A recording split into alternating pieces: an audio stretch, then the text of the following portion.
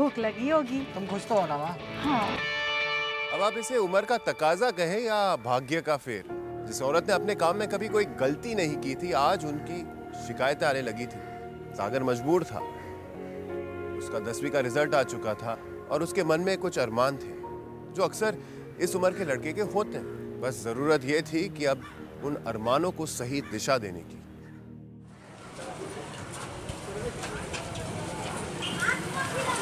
राम राम चाचा। अरे बचवा, मैं आज जिया रेडियो के माध्यम सब से ठीक ठाक? आप बताएं आपसे चाचा। कुछ मन की बातें बताना चाहता हूँ। इस उम्र में हमारी अम्मा को कोई बोले हमें बिल्कुल बर्दाश्त नहीं होता है।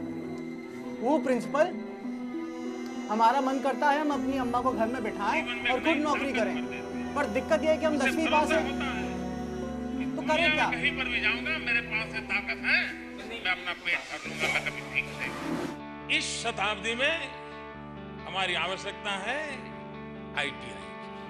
अगर पिछली शताब्दी में आईआईटी ने दुनिया में नाम कमाया, तो इस शताब्दी में हमारी छोटी छोटी आईटीआई की इकाइयां ये दुनिया में नाम कमाएं, ये सपना लेकर के हम आगे बढ़ें। भारत के लिए सबसे पहली अगर कोई प्राथमिकता है तो देश के नौजवानों के लिए रोजगार उपलब्ध कराना। रोजगार के योग्य नौजवान को तैयार करने के लिए पूरा एक मैकेनिज्म, एक व्यवस्था। अच्छा चाचा, चलते हैं, हमें हमारी परेशानी का हल मिल गया है। प्रधानमंत्री खुद बता दिए। अच्छा, अब तो हम ठान लिए हैं कि हम आईटीआई से इलेक्ट्रिशियन का कोर्स करके रहेंगे। अच्छा चाचा। जिया बचवा, जिया। प्रधानमंत्री की बातें सुनकर सागर को एक राह मिली और वो आईटीआई के बारे में जानकारी लेने सीधे जा पहुंचा पटना आईटीआई।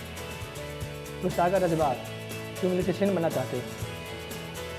सर जी, आज हम प्रधानमंत्री जी को रेडियो पे सुने और ठान लिया कि आईटीआई से ही इलेक्ट्रिशियन की ट्रेनिंग लेंगे। और तनिक आप विस्तार में समझा देते तो बड़ी मेहरबानी। हाँ, भारत सरकार ने आईटीआई के नाम से गवर्नमेंट इंस्टीट्यूट पूरे देश में खोले हैं और तुम्हारे जैसे कई ऐसे लोग हैं जो अपने पैरों पर खड़ा होना चाहते हैं और ये इंस्टीट्यूट है ना, उनकी हेल्प करते हैं। तुम इलेक्ट्रिशियन बनना चाहते हो तो आईटीआई तुम्हें इलेक्ट्रिशियन ट्रेड की पूरी ट्रेनिंग देगी और फिर अप्रेंटिसशिप के बाद तुम कहीं भी किसी बड़ी कंपनी में ट्रेनिंग करोगे, स्टाइपेंड भी मिलेगा, तब जाकर तुम एक सेटिस्फाइड इलेक्ट्रिशियन कहलाओगे। और सब नौकरी? हाँ, ट्रेनिंग खत्म होने के बाद तुम्हें विदेश या विदेश कहीं भी नौकरी पा सकते हो।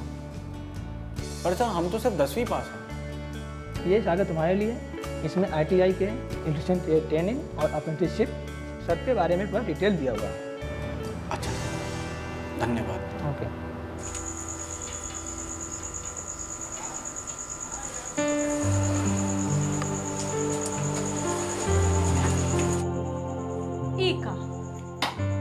हजार बार कहे हम तोहार से कि सबका बाहर मत निकाला कर, फिर काहे? अम्मा, तुमको याद है बाबूजी जब ये जुलबुल लाते थे, फट से ताली बंद हो जाता था, फट से चालू हो जाता था।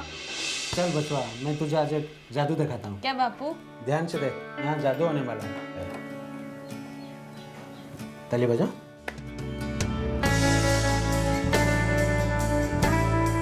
कैसे लगा बचवा? बहुत बढ़िया बापू। बापू, हमको भी आपके जैसा नहीं बना है। हमारा बचवा हमारे जैसे नहीं बनी। अम्मा, हम भी इलेक्ट्रिशियन बनना चाहते हैं अम्मा, बापूजी की तरह, ताकि हम तरक्की कर सकें अम्मा। हम आईटीआई का इलेक्ट्रिशियन कोर्स करना चाहते हैं अम्मा, ये उसकी बुकलेट है, मना मत करना अम्मा। सागर के पिता ने सेफ्टी प्रोसीजर नहीं फॉलो किए और इसी कारण इलेक्ट्रिक शॉक लगने से उनकी मृत्यु हो गई। सागर ये बात जानता था, पर उसे ये विश्वास था कि आईटीआई की ट्रेनिंग उसे इतना सक्षम बना देगी कि ऐसी नौबत कभी नहीं आएगी। यही बात उसने अपनी अम्मा को समझाई। दिल में थोड़ा डर था, पर वो मान गई और अम्मा के मानने के बाद सागर ने आईटीआई का ऑनलाइन फॉर्म भरा। ऑनलाइन पोर्टल होने से फॉर्म भरने की प्रक्रिया बहुत सिंप्लीफाई हो गई है और स्टूडेंट कहीं भी बैठे हुए ऑनलाइन क्राइटेरिया देख सकते हैं और वहां भर देंगे। उसके लिए उनको गांव से चलकर पटना तक आना नहीं पड़ता। ऑनलाइन फॉर्म भरने के बाद सागर का नाम मेरिट लिस्ट में आ गया था और उसे पटना आईटीआई में एडमिशन भी मिल गया। इलेक्ट्रीशियन ट्रेड सबसे ज़्यादा पॉपुलर ट्रेड है हमारे यहाँ और सबसे ज़्यादा यूनिट भी इसी ट्रेड में है। कुल हमारे यहाँ 19 ट्रेड चल रहा है, सभी ट्रेड में पढ़ने के लिए 10th पास होना चाहिए। सरकारी ITI की फीस बहुत ही कम होती है। सामान्य वर्ग के लिए 40 रुपए प्रति महीना और आरक्षित वर्ग के लिए 20 रुपए प्रति महीना होती है। ITI आप सबका इलेक्ट्रिशियन ट्रेनिंग प्रोग्राम में स्वागत करता है। आज से लेकर 2 साल तक आप हमारे साथ हैं। पहले इसमें थ्योरी की एजुकेशन दी जाएगी, उसके बाद प्रैक्टिकल ट्रेनिंग खत्म होते ही आप सब 1 साल के लिए अप्रेंटिसशिप करोगे। ये एक बहुत अच्छा ट्रेड है और इसमें स्कोप भी बहुत सारे हैं। आपको इस ट्रेड में motor winding, generator winding, motor operating, control circuit, कुछ और इलेक्ट्रॉनिक सर्किट, ये सारे चीज़ें इस ट्रेड से जुड़े हुए हैं। इन सारी चीज़ों की ट्रेनिंग आपको दी जाएगी। आप लोगों ने इस ट्रेड में एडमिशन लिया है, इससे रिलेटेड अगर कोई भी सवाल आपके मन में हो तो वो आप कर सकते हैं। सर, सुना है कि इस फील्ड में जान का खतरा रहता है, तो क्या हमारी सेफ्टी के लिए भी ट्रेनिंग दी जाएगी? इस ट्रेड में चूंकि इलेक्ट्रिकल है, सबों को खतरा महसूस होता है, लेकिन भारत सरकार के लिए आपका जान बहुत बहुमूल्य है। आप एक स्किल्ड पर्सन जो भी है उसके लिए भारत सरकार पूरी सजग है। इसलिए भारत सरकार ने DGET के माध्यम से बहुत सारे रूल रेगुलेशन सेफ्टी के लिए बना दिए हैं, जिससे आपका एक्सीडेंट नहीं हो पाएगा, आप कॉन्फिडेंशियली काम कर पाएंगे। ये सारी चीज़ें आपको बताई जाएंगी। दोस्तों, सेफ्टी मेजर्स या सुरक्षा नियम, इसका जिक्र रोजाना जिंदगी में कहीं ना कहीं देखते रहते हैं, सुनते रहते हैं और इनका सुनना बड़ा आम लगता है। और सच बात तो यह है कि कोई भी काम में सुरक्षा नियमों का जानकार होना बहुत ही जरूरी होता है।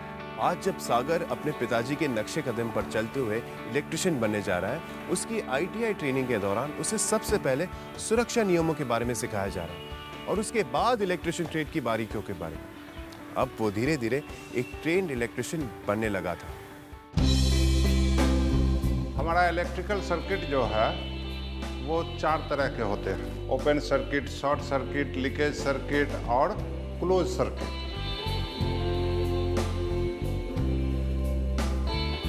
ITI में सागर थ्योरी के साथ साथ प्रैक्टिकल की भी अच्छी नॉलेज ले रहा था और ITI करने के बाद कोई भी छात्र किसी भी इंडस्ट्री में काम कर सकता है या वो खुद का रोजगार भी कर सकता है। ITI करने के बाद इंडस्ट्री में जाने के लिए एक बहुत अच्छा ज़रूरत होता है कि वो अप्रेंटिसशिप करके जाए, क्योंकि इंडस्ट्री एक्सपीरियंस को महत्व देता है और अप्रेंटिसशिप करने से उनको इंडस्ट्री का एक्सपीरियंस आता है।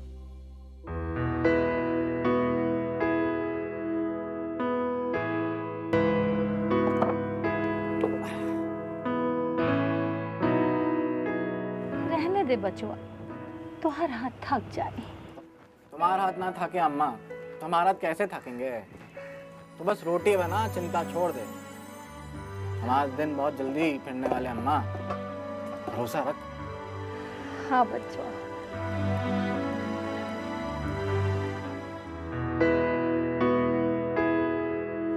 सर, बोलो सागर। सर, ITI ट्रेनिंग लेने से पहले आपने कहा था कि ट्रेनिंग ख़त्म होते ही हमें अप्रेंटिसशिप की सुविधा मिलेगी। अभी तो हमारे 3 हफ्ते बाकी हैं ट्रेनिंग ख़त्म होने में, तो क्या आप हमारी मदद करेंगे? बिल्कुल सागर, तुम सही समय पे आए हो। आज हमारे साथ अंकिता मैम है जो अप्रेंटिसशिप ऑफिसर है। ये तुम्हें अप्रेंटिसशिप के बारे में डिटेल में बताएंगे। आइए बैठिए सागर। अप्रेंटिसशिप के लिए जो भी रजिस्टर्ड कंपनीज़ हैं यहाँ पर, वो आपको ट्रेनिंग प्रोवाइड करती है। आप अप्लाई करते हो, अप्लाई करने के बाद आपका इंटरव्यू होता है। On the basis of your interview, जिस ट्रेड में आपने अप्लाई किया है उस ट्रेड में आपका सिलेक्शन होता है। उसके बाद फिर आपका जो एम्प्लॉयर है वहाँ के और आपके बीच एक कॉन्ट्रैक्ट फॉर्म साइन होता है एंड देन आपका पीरियड ऑफ ट्रेनिंग स्टार्ट होता है। मैम, हमने सुना है कि अप्रेंटिसशिप में कुछ पैसे भी मिलते हैं ट्रेनिंग? हाँ बिल्कुल मिलते हैं। Government of India her state के लिए अलग अलग स्टाइपेंड तय करती है और यहाँ पे है कि 90% of the minimum wages of the semi skilled workers आपको मिलता है। स्टाइपेंड यानी कैंडिडेट को खर्चा चलाने के लिए दी जाने वाली एक नियत राशि जो कि कंपनी की तरफ से दी जाती है। ट्रेनर से मिली जानकारी के आधार पर सागर ने ऑनलाइन अप्रेंटिसशिप के लिए भारत में फुटवेयर बनाने वाली सबसे बड़ी कंपनियों में से एक बाटा में अप्लाई किया और उसे बाटा में अप्रेंटिसशिप मिल भी गई। अप्रेंटिसशिप को तो लर्न एंड अर्न मॉडल के कारण फायदा होता है कि काम सीखते सीखते वो कुछ कमा भी सकता है और अपनी आजीविका को चला सकता है। इंडस्ट्री को ये 2 तरह के फायदे होते हैं। एक फायदा तो ये होता है कि पहले साल के बाद अप्रेंटिसशिप की जो प्रोडक्टिविटी होती है वो एक नॉर्मल एम्प्लॉय के बराबर हो जाती है। दूसरा एक सबसे बड़ा फ़ायदा जो लॉन्ग टर्म में होता है कि उनके जो औद्योगिक क्षेत्र में अगर इस तरह के स्किल्ड मैन पावर तैयार होते रहें तो उनको कहीं भी इस क्षेत्र में स्किल्ड मैन पावर की दिक्कत नहीं आएगी।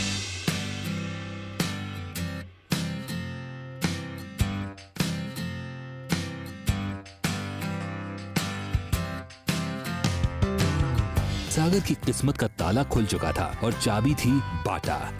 करीब 90 कंट्रीज में रिटेल प्रेजेंस रखने वाली ये कंपनी एक दिन में 10 लाख कस्टमर्स को सर्व करती है। यूरोप की इस कंपनी ने करीब 1931 में इंडिया में